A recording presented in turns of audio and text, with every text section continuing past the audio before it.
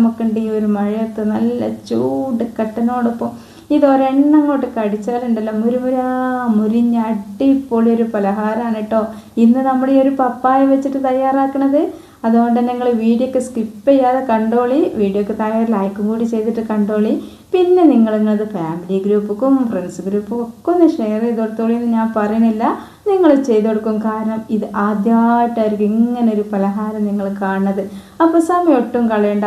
ആദ്യം തന്നെ ഞാൻ കുറച്ചൊരു 2 തണ്ട് കറിവേപ്പില കേട്ടോ, കറിവേപ്പിലയാണ് മക്കളെ ഇത് നമുക്ക് ഏറ്റവും രുചി കൂട്ടുന്ന ഒന്നാമത്തെ രാജാവ്. അത് കഴിഞ്ഞിട്ട് ബാക്കിയുള്ളത് നമ്മൾ വിചാരിക്കേണ്ട. പിന്നെ രണ്ടാമതായിട്ട് നമുക്കത് ഇഞ്ചും ഒരൊറ്റ പൊടി വേക്കലല്ല കേട്ടോ ഇതിൻ്റെ ടേസ്റ്റിൻ്റെ കാര്യത്തിൽ. ഇതിന് രുചി കൂട്ടാൻ വേണ്ടിയിട്ട് ഇഞ്ചി ഒരു വലിയൊരു കഷ്ണം എടുത്തിട്ട് ചെറുതായിട്ടൊന്ന് കട്ട് ചെയ്ത് മാറ്റിയിട്ടുണ്ട്.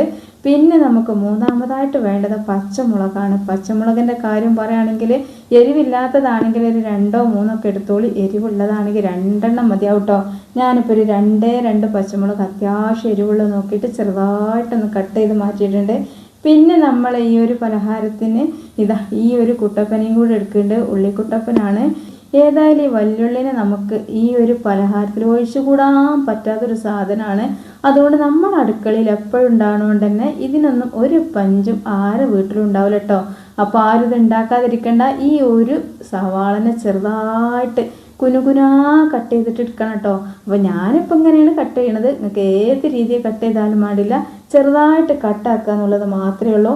അപ്പോൾ ഇവരെല്ലാവരും കട്ടാക്കിയിട്ടുണ്ട്. ഇനി ഇവരെല്ലാവരും കൂടെ നമുക്ക് ഒന്ന് മാറ്റി വെക്കൊന്നും വേണ്ട, എല്ലാവരും കൂട്ടി കുഴച്ചിട്ട് തന്നെ ഒന്നായിട്ടൊരു ബൗളിലേക്ക് അങ്ങോട്ട് മാറ്റി വെച്ചിട്ട് ഇനിയാണ് നമ്മളെ മെയിൻ താരമായിട്ടുള്ള പപ്പായ. നമ്മളെ നാട്ടിൽ തന്നെ കറുമൂസ, കറൂത്ത, കറമത്തി എന്തെല്ലാം പേരിലാന്നറിയത് അറിയപ്പെടുന്നത്. പക്ഷെ ഇതുകൊണ്ട് ചാറ് വെച്ചും ഉപ്പേരുണ്ടാക്കിയും പല രീതിയിലും പലോലും ഉണ്ടാക്കേണ്ട, അച്ചാറിട്ടൊക്കെ താളിച്ചും ഒക്കെ. പക്ഷെ ഇതേമാതിരി നമുക്കൊരു 100 150 ഉറുപ്പ്യൻ്റെ മുതലല്ല മക്കളെ നമ്മൾ ഈ ഒരു പപ്പായ വെച്ചിട്ട് ഉണ്ടാക്കണമെന്ന് മാത്രമല്ല ഈ ഒരു മഴക്കാലത്തുണ്ടല്ലോ ഈ ഉണ്ടാക്കിയത് ഇപ്പോൾ നിങ്ങൾ കണ്ടില്ലേ, ഇത് ഒരെണ്ണം കിട്ടിയാൽ മതിയാവും കേട്ടോ.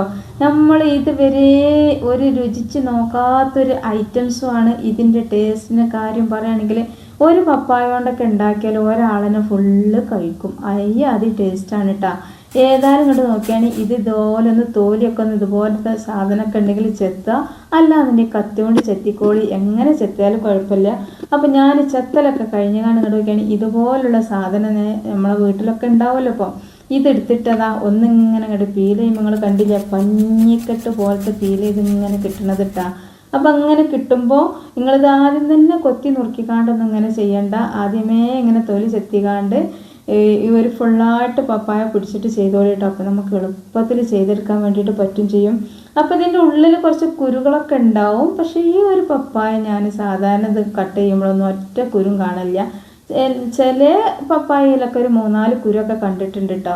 അതേതായാലും നമുക്ക് വേഗം ഇങ്ങോട്ട് എടുക്കുക, അതിന് യാതൊരു പണിയില്ല. ഇത് കുറച്ചൊന്ന് ഇങ്ങനെ ഇങ്ങോട്ട് ഒരതി ഇങ്ങനെ വരുന്ന സമയത്ത് കുറച്ച് റോൾസ് ഇങ്ങനെ കാണുമ്പോൾ ഇതിൻ്റെ ഉള്ളിൽ നിന്ന് ആ 3 4 കുരുവിനെ നമുക്കിട്ട് മാന്തി ഇങ്ങോട്ട് എടുക്കട്ടാ. അപ്പോൾ ഇങ്ങോട്ട് നോക്കിയാണെങ്കിൽ ചെറിയൊരു ഹോൾസൊക്കെ കിട്ടിയിട്ടുണ്ട്. അപ്പോൾ ഒരുപാട് കുരുവൊക്കെ ഉണ്ടെങ്കിൽ കുറച്ചും കൂടെ അങ്ങോട്ട് ഹോൾസ് നമ്മൾ കൈകൊണ്ടാക്കിയിട്ട് മുഴുവൻ കുരുകളെ ഇങ്ങോട്ട് മാന്തി എടുത്തോളി കേട്ടോ. എന്നിട്ട് നമുക്ക് അതിൻ്റെ ഉള്ളിൽ ചെറിയൊരു അരുമ്പുകളൊക്കെ ഉണ്ടാവും. നമ്മൾ കറിയൊക്കെ ഉണ്ടാക്കുമ്പോൾ അതിങ്ങനെ വടിച്ചെടുക്കൂല്ലേ ചെറിയ നാരുന്നൊരാൾ. അത് ഒഴിവാക്കിയില്ല ഒഴിവാക്കണ്ട. ഞാനിപ്പോൾ ഏതായാലും ഇത് ഒഴിവാക്കണില്ല കേട്ടോ. അപ്പോൾ തെല്ല് മൂത്ത പപ്പായ ഇതിന് വേണ്ടിയിട്ട് എടുക്കരുത്, ഒരിടത്തരായി പപ്പായ, അതായത് നല്ല പിഞ്ചും അല്ല എന്നാലോ നല്ല മൂത്തതും അല്ല, അതിനൊക്കെ ഇടയിലുണ്ടാവുമല്ലോ കുരു മൂക്കാത്ത രീതിയിൽ എന്നാലും അത്യാവശ്യം കുരു ആയും ചെയ്തതിന് ആ ഒരു പപ്പായ കേട്ടോ ഞാനിപ്പോൾ ഇതിന് വേണ്ടിയിട്ട് എടുത്തിട്ടുള്ളത്. അപ്പോൾ നോക്കിയാണെങ്കിൽ ഞാനിങ്ങനെ പപ്പായൊക്കെ ഇങ്ങനെ ഒരതി മക്കളെ ലാസ്റ്റ് ഇത് ചെറിയൊരു കഷ്ണമായിക്കണ്. ഈ ചെറിയ കഷ്ണമായ പിന്നെ എനിക്ക് പേടിയാണ് കേട്ടോ. എന്താ വെച്ചാൽ നമ്മളെ കയ്യുമൊക്കെ ഈ വറുതൽ വരുമോ, കയ്യിൻ്റെ വിരലുമെന്നൊരു കഷ്ണം പോരുമോ എന്ന് വിചാരിച്ചിട്ട് ഭയങ്കര പേടിയാണ്. അപ്പം ഞാനിങ്ങനെ ശ്രദ്ധിച്ചാണ് ലാസ്റ്റ് ഭാഗം ഇതുപോലെ അങ്ങോട്ട് വറുതെടുക്കൽ. പക്ഷെ നന്ന ലാസ്റ്റ് ആകുമ്പോൾ ഞാൻ ആ കഷ്ണം അങ്ങോട്ട് മാറ്റി വെക്കും, അല്ലെങ്കിൽ അത് കടിച്ച് ചമച്ച് ഇറക്കി കഴിഞ്ഞാൽ നമുക്ക് ഒരുപാട് ആരോഗ്യ ഗുണങ്ങളുള്ളതും കൂടെയാണല്ലോ അത്. ഏതായാലും ഞാനിത് നോക്കിയാണെങ്കിൽ ഒക്കെ പീൽ ചെയ്തെടുത്തിന് വളരെ പെട്ടെന്ന് പീൽ ചെയ്തെടുക്കാൻ വേണ്ടി പറ്റും ചെയ്യും. ഇത് നമുക്കിങ്ങനെ പിടിച്ച് നോക്കുമ്പോണ്ടല്ലോ നല്ലൊരു പഞ്ഞിക്കെട്ടായിട്ട് കിട്ടോ. ഏതായാലും ഞാൻ ആ ഒരു പപ്പായ മുഴുവനും അതുപോലെ തന്നെ നമ്മൾ കട്ട് ചെയ്ത് വെച്ചിട്ടുള്ള വെജിറ്റബിൾസ് എല്ലാം കൂടി വലിയൊരു പ്ലേറ്റിലേക്ക് മാറ്റിക്കണേ. ഇനി നമുക്കിതിലേക്ക് കുറച്ച് ഇൻഗ്രീഡിയൻസ് എന്ന് പറഞ്ഞാൽ നമ്മളെ വീട്ടിലെപ്പോഴും ഉണ്ടാകുന്ന കുറച്ച് സാധനങ്ങളാണ് ഇതിലേക്ക് ചേർക്കണത്. ഏതായാലും ഞാൻ അത് നല്ലോണം കുഴച്ചെടുത്തതിന് ശേഷം നമുക്കിതിലേക്ക് എന്ത് ചെയ്യണം എന്നറിയോ, കുറച്ച് ഉപ്പ് ആദ്യം ഇട്ടിട്ട്, ഉപ്പ് മാത്രമല്ല കുറച്ച് ഉപ്പും മുളകും അങ്ങനത്തെ ഒക്കെ, മുളകും പൊടി ഇടുന്നില്ല എന്നാലും കുറച്ച് സാധനങ്ങളൊക്കെ ഇടാൻ കേട്ടോ. അപ്പോൾ ആദ്യമായിട്ട് ഇതിലേക്ക് ആവശ്യത്തിനുള്ള ഉപ്പ് ചേർത്ത് കൊടുക്കുക. അപ്പോൾ ഇതാ ഞാനൊരു ടേബിൾ സ്പൂണിൻ്റെ അടുത്തായിട്ട് ഉപ്പിട്ട് കൊടുക്കുന്നുണ്ട്. ഒരു 2 വട്ടം കോരിനുണ്ടെങ്കിലും ഒരു ടേബിൾ സ്പൂൺ തികച്ചുണ്ടാവില്ല കേട്ടോ. അതൊക്കെ പാകത്തിന് ഉപ്പിൻ്റെ കാര്യങ്ങൾ എന്നെ അങ്ങോട്ട് തീരുമാനിച്ചോളി മക്കളെ. പിന്നെ ഇതിലേക്ക് വേണ്ടതാണ് മഞ്ഞൾപ്പൊടി. ഈ മഞ്ഞൾപ്പൊടി ഒരു 3/4 ടേബിൾ സ്പൂണോളം ഇട്ടതിന് ശേഷം ഞാനൊരു 3 ടേബിൾ സ്പൂൺ മൈദപ്പൊടി ചേർത്ത് വെക്കുന്നുണ്ട് കേട്ടോ.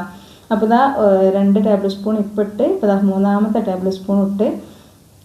പിന്നെ സ്പൂണിൽ പൊന്തി നിൽക്കുന്ന പൊടി എന്താണെന്ന് വെച്ചാൽ അരിപ്പൊടിയാണ്.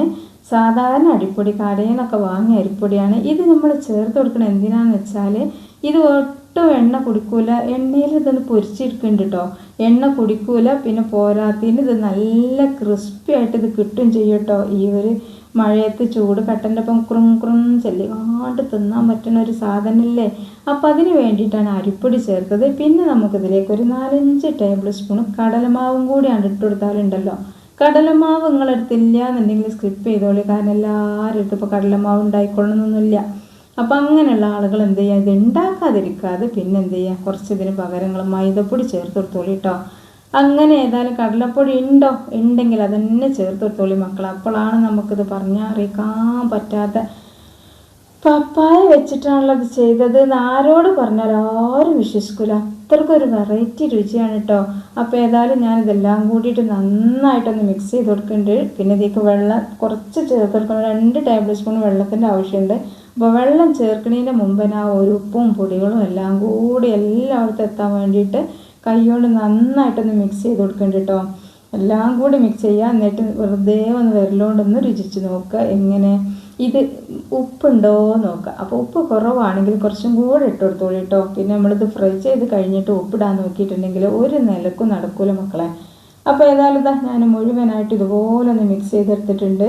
ഇത് ഒരുപാടുണ്ടല്ലേ അപ്പോൾ കാണുമ്പോൾ, പക്ഷേ ഇത് നമ്മൾ കുറച്ച് വെള്ളം ഇട്ടിച്ച് കുഴക്കുമ്പോൾ ഇത് ചപ്പി അങ്ങോട്ട് പോകണം, നിങ്ങൾക്ക് കാണാം കേട്ടോ. അപ്പോൾ വീട്ടിൽ പപ്പായമാരുണ്ട് എന്നുണ്ടെങ്കിൽ 1-2 അങ്ങോട്ട് കുത്തിക്കോളി. ഇനിയിപ്പോൾ അത് കുറക്കണ്ട. കാരണം എന്താ പറയുക, ഇത് ഉണ്ടാക്കിയാൽ പിന്നെ നമ്മൾ പെട്ടു പോകും മക്കളെ. ഇത് ഒന്നുകൊണ്ടൊക്കെ ഉണ്ടാക്കിയാൽ നമുക്ക് തികയുന്നില്ല. കാരണം ഇതിനൊരു അത്രയ്ക്ക് രുചിയാണ്. നിങ്ങളാരും ഇതുവരെ ഇതുപോലെ ഉണ്ടാക്കിയിട്ടുണ്ടാവില്ല എന്നാണ് എനിക്ക് തോന്നുന്നത്. ഏതായാലും ഞാൻ അപ്പോൾ ഇതിലേക്ക് ഒരു 2 ടേബിൾ സ്പൂണോളം വെള്ളം, സാധാരണ പച്ചവെള്ളം ഒഴിച്ചിട്ട് നന്നായിട്ടൊന്ന് കുഴച്ചെടുക്കുന്നുണ്ട് കേട്ടോ.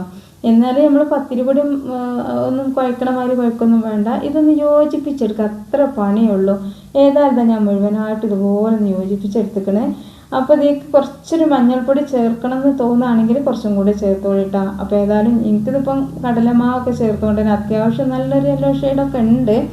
അപ്പോൾ ഈ ഒരു മഴക്കാലത്ത് നിങ്ങളിത് ഉണ്ടാക്കാതിരിക്കരുത്. ഇത്ര പണിയുള്ളൂ കേട്ടോ.